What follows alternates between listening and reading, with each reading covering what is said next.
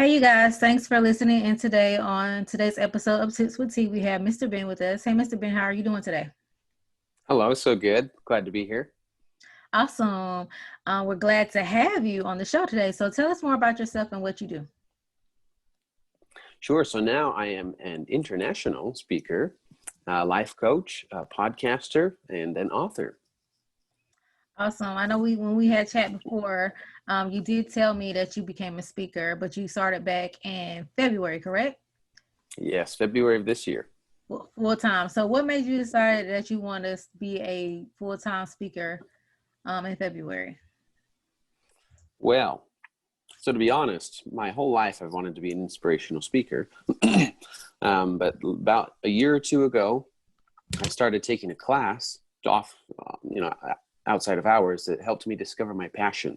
Mhm. And they helped me be confident in the idea that I can inspire, that I can explain, that I can teach. And at the same time, I was an HR director and I was speaking at least twice a year in front of management groups. I loved doing it. And people said, Ben, you do such a great job. So last year in July, I attended a conference and I'm like, why am I not on stage? I feel like I should be up there. Mhm. And I came back from that conference and talked to my payroll company because we're a big client of theirs. And I said, hey, you guys are having a conference coming up. Can I speak at it? And they're like, let me check. But like I said, because we were a big client, they said, okay, yeah, we can make that work. So I spoke at their conference in Chicago in October. Absolutely loved it.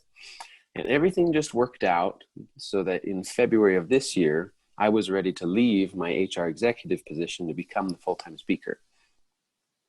Awesome. Awesome. So, um, February, you decide to leave. Then here comes the end of March, beginning of April, the pandemic. So, how has Yep. that impacted your business so far? Oh, goodness. So a little bit more information on the why of February. I'm a God-fearing man, and I believe that everything worked out and it felt right to Hmm. leave in February. I felt like it was something God wanted me to do. And to prove this point, everything was just starting to work out. Right. This conference in July that I mentioned, they called me, the same salesperson called me and she's like, hey, are you planning to come to the conference this year? I'm like, well, it wouldn't be in the same capacity because I knew I was leaving that job. But I said, do you guys have any speaker openings? And she says, we actually do. Funny enough, in July, they asked us to set goals. And just on a whim, I put a goal down and I said, I'd love to speak at a conference like this one day. And so this salesperson that I was talking to, she got me in touch with the person who's in charge of speakers. Long story short, they accepted me to be a speaker at that conference. So 1 year later, I was going to meet that goal. It was all exciting. I had other speaking gigs just coming up. And I was like, wow, this is happening. And I haven't even left my job yet. I had a conference in South Carolina at the middle of March. And that was right before everything started shutting down. In fact, the event planner even sent an email to all of the speakers and said, you know what, because of the virus, I totally understand if you want to cancel and if you don't want to come, but we're going to still have the conference, your choice. And I was like, well, I felt right about this conference from the very beginning, so I'm going to go. And that was literally the weekend before everything shut down. All of us speakers, even at the conference, were like, man, are we going to be able to get home? Are they going to shut down the airports? But went there, it was great. And then everything else was canceled. So I was like, well, now what? But it was such a good thing to go to because those 15 speakers, we got together. We're in this Facebook group now supporting each other. We have written a book together. So all sorts of good things are coming from it. Awesome. Awesome. I do believe, regardless what's going on in our economy, if it's your time to be successful, it's just your time, no matter what's Mm, going on, whether it's a pandemic, whether it is, recession, depression. If it's your time to be successful, it's your time to be successful. You can be, like I try to tell my clients, you can be fruitful in a famine. I always find something that you can offer or give during that time that's highly important that people need, and people do need it. We need a lot of motivational speakers right now to help keep us encouraged, to help keep us on the right path, because what we're dealing with right now is something that we have never experienced in our lifetime. So it could be challenging. right. I don't know if you, I hope this is okay to bring up, but I keep mentioning that I'm a God-fearing man. Mm-hmm. And in fact, so I own a house. I finished my basement and I do Airbnb at my house. Okay. So I rent out 5 rooms and it has been going very well. I also feel like that's something God wanted me to do. The reason I bring that up is because I had no idea this virus would happen, obviously, but my growth of my speaking and coaching business is a lot slower than I had planned. Mm-hmm. But because I have the Airbnb, I am able to be supported financially while I grow those businesses. And so I've felt many times, because at the beginning I've been worried about money. It's like, man, I used to make a lot more than this. Mm-hmm. I wanted to grow a lot faster than this, but it's not happening. So yes, I started to worry about money, but I felt very strongly, do not worry about money. You don't need to worry about money. I'm like, well, that's weird, but I trusted it. And all sorts of great things have come to keep me okay financially while I build this business of speaking and coaching, which is something I had to pivot with, right? So the reason I felt I should bring that up in this conversation here is because I believe that a lot of business owners will go through something like that, but it's important to trust in the why of what you're doing with your business, right? If we're just doing it for money, Mm-hmm. our customers and clients will feel that. Yes. And it'll be like, well, I don't need you.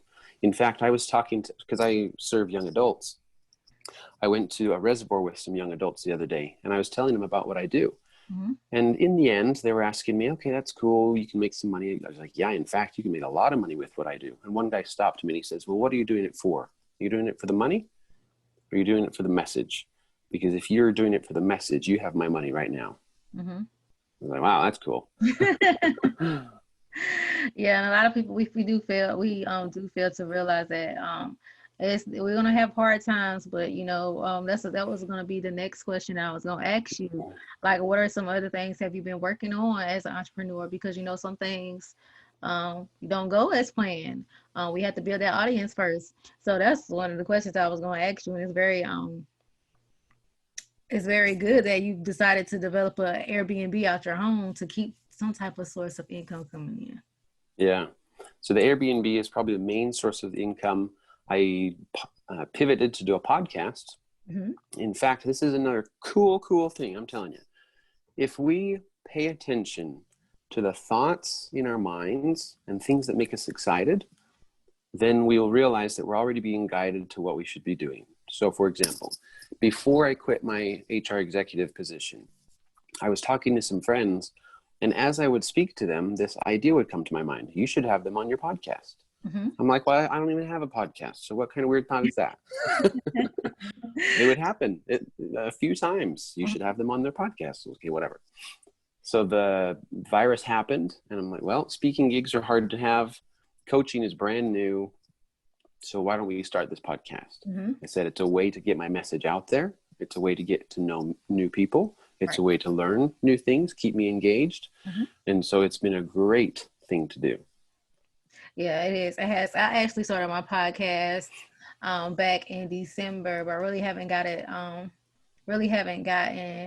to really fully getting into it until like January, trying to produce an episode once a week. And I find that, like you said, you get to meet new people, you get to learn new things.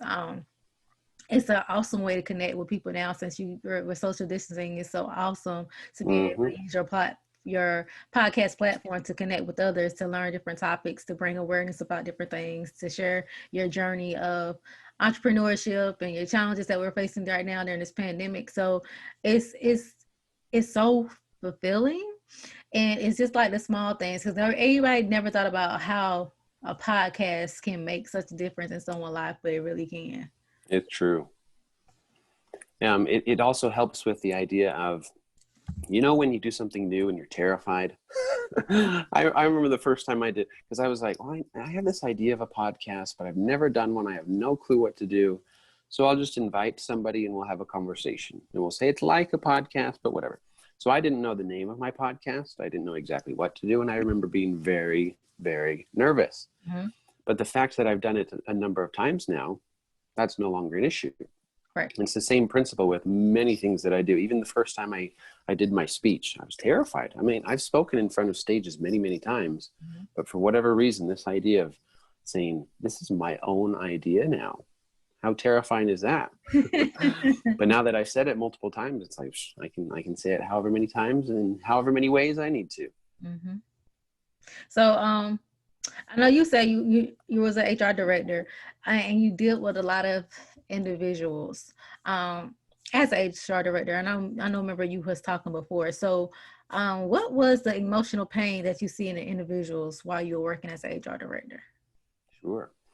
Emotional pain, I define as unresolved emotions. Okay. Mm-hmm. So as HR director, obviously I helped support the company goals to the executives. And we said, this is the direction we're going. Mm-hmm. This is what we need to do. Or here's a project that we have. It's great. Here's a deadline, yada, yada.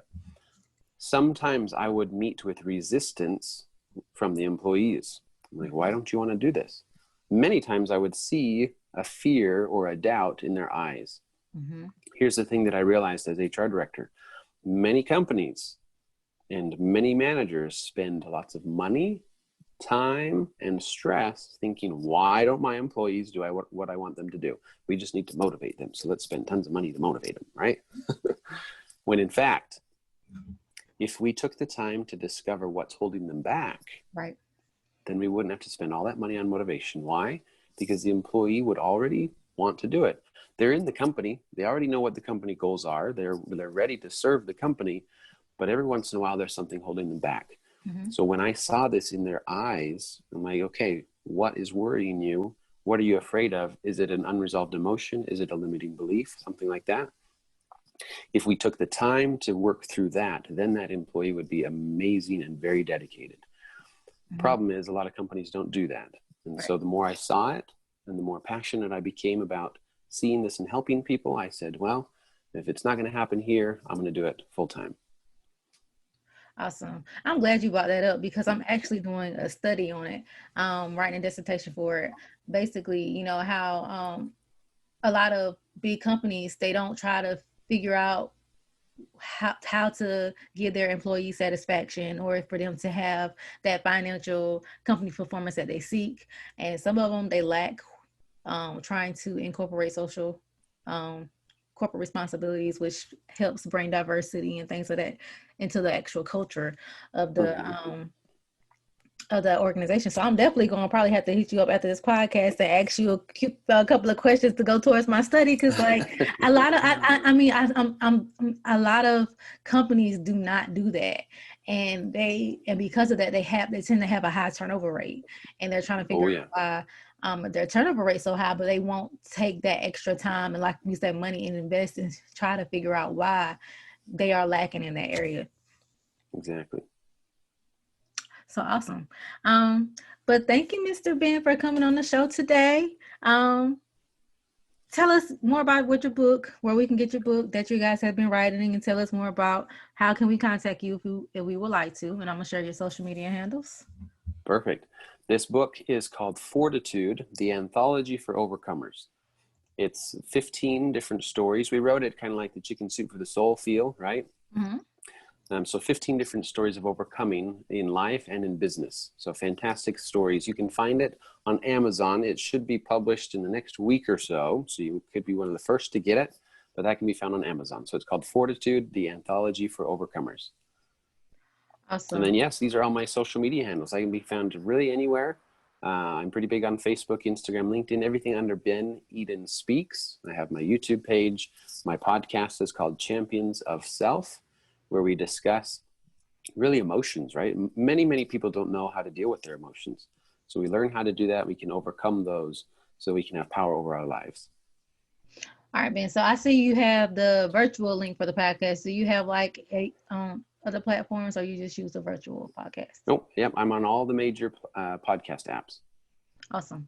So you guys check out his podcast channel. I'm sure you will enjoy it. And if you guys want to get in contact with me, my number is 910-317-0396. You can send me an email at contact@mjfinancial.biz. Visit the website, www.mjfinancial.biz. You can listen to this episode, you guys, on Anchor, and you can also find the replay of the video on my YouTube channel for M&J Financial Management. So thank you once again, Mr. Ben, for being on the show, sharing with us your experience, your journey as becoming a speaker, as an entrepreneur, how you pivot through this pandemic, and I wish you great success. Thank you. All right, you guys, and we will see you on the next episode of Tips with T.